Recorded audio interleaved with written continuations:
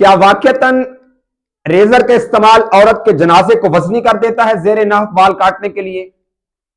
کیا زیر ناف بالوں کو کتنے دن کے اندر صاف کرنا چاہیے؟ اور مخصوص جگہ یعنی پخانے کی جگہ کے ارد گرد والے بالوں کو کاٹنا جائز ہے یا ناجائز ہے؟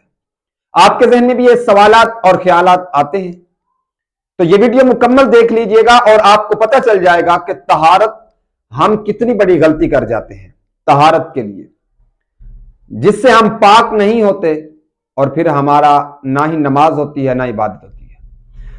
بسم اللہ الرحمن الرحیم۔ ناظرین، آج حاضر ہوں ایک نئی ویڈیو کے ساتھ۔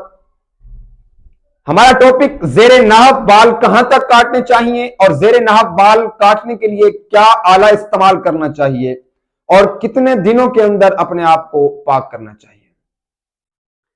حضرت انس رضی اللہ تعالیٰ عنہ فرماتے ہیں نبی کریم صلی اللہ علیہ وسلم نے مونچھیں تراشنے اور اپنے بغل کے بالوں کو اکھاڑنے اور زیر ناف بالوں کو کاٹنے کے لیے ہمیں حکم دیا۔ تو میں آپ کو بتانے جا رہا ہوں کہ ہم نے زیر ناف بالوں کو کہاں تک کاٹنا ہے۔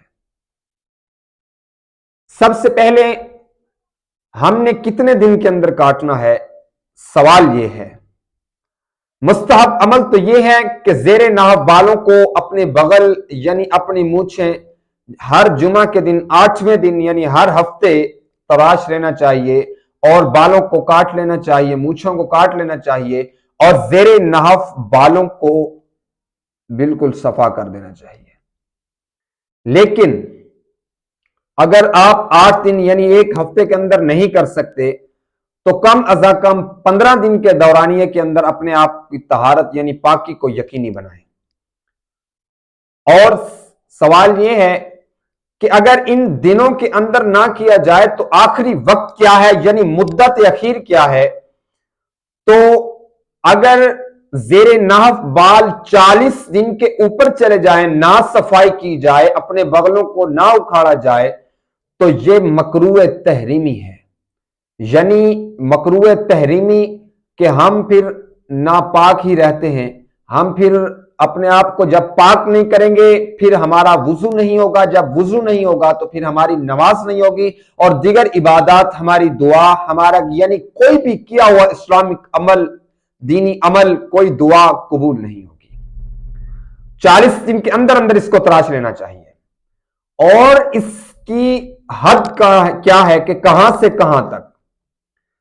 ہم نے ناف کے نیچے سے شروع کرنا ہے، یعنی پیٹ کی جو آخری جگہ ہے یہاں سے ہم نے صفائی کرنی شروع کرنی ہے اور وہاں تک کہ جہاں تک ہمارے نفس کی اخیر ہے، یعنی جہاں تک ہمارا نفس جاتا ہے وہاں تک ہم نے بالوں کو صاف کر دینا ہے۔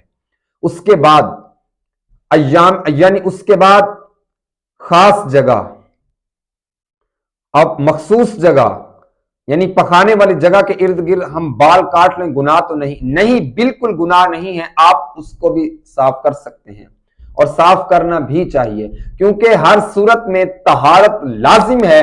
مسلمان کے لیے اگر لازم نہ ہو، اللہ تبارک و تعالی جمیل ہے، یعنی وہ پسند کرتا ہے پاکی کو۔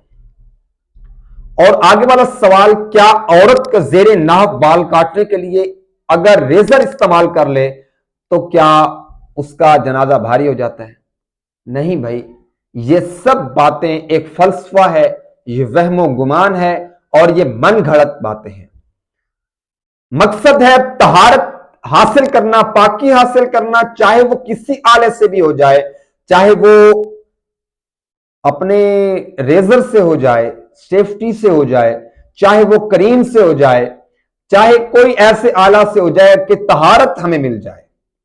تو عورتوں کے لیے ایک خاص چیز ہے، وہ کریم بنائی گئی ہے، وہ استعمال کی جاتی ہے۔ مردوں کے لیے ریزر جو ہے وہ ایک اچھی چیز ہے، اچھا آلہ ہے جو صاف کرنے کے لیے، زیر ناف بالوں کو کاٹنے کے لیے۔ اور نبی کریم صلی اللہ علیہ وسلم نے فرمایا جو شخص ناپاک ہے نہ اس کی دعا قبول ہوگی، نہ اس کی نماز قبول ہوگی اور نہ ہی اس کی اسلام دیگر عبادات قبول ہوگی۔ تو دوستو، سوال آگے والا یہ ہے کہ ہم اگر زیر ناف بالوں کو 40 دن کے بعد کاٹیں تو یہ مکروہ تحریمی ہے کہ ہم جو کچھ کھائیں گے جو کچھ پیئیں گے اس میں سے ذائقہ ختم ہو جائے گا، ہم دعا مانگیں گے جو کچھ کریں گے وہ سب ختم ہو جائے گا۔ اس لیے نبی کریم صلی اللہ علیہ وسلم نے فرمایا کہ آپ ان چیزوں کو تراشیں، کتنے دن کے اندر؟ کم ازا کم 40 دن کے اندر، اور آپ کم ازا کم ویسے تو ہر جمعہ کے دن یعنی ہر ہفتے آپ کو یہ کرنا چاہیے۔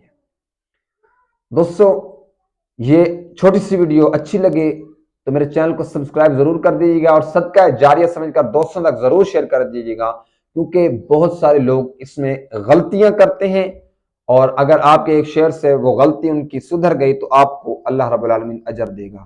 اور مزید میرے چینل کو سپورٹ کرنے کے لیے میرے چینل کو سبسکرائب کریں، اور کمنٹ سیکشن میں آپ اپنی رائے دیں کہ نیکسٹ کس مسئلے پر، کس ٹاپک پر ویڈیو بنانی چاہیے۔ نیکسٹ ویڈیو تک اللہ حافظ۔